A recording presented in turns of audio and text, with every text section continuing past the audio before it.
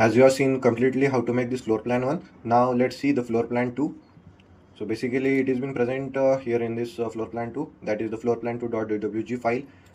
Just double tap on this file and you can see that after double tapping you can directly enter to this drawing template file of this AutoCAD. In it you can see that it is basically 8.21 cross 10.7 meter, 8.21 in this direction and 10.7 meter in this direction. Okay, so basically it is completely in the meter format.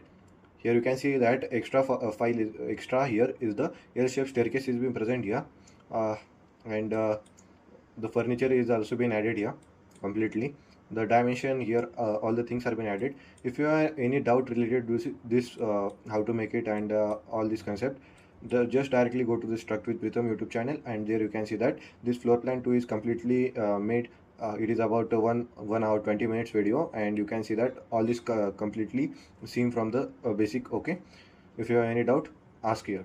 Okay, so like this way we have covered with this floor plan 2 also. If you have any doubt, go and watch our video of this floor plan 2, that is basically 8.21 cross 10.7 meter.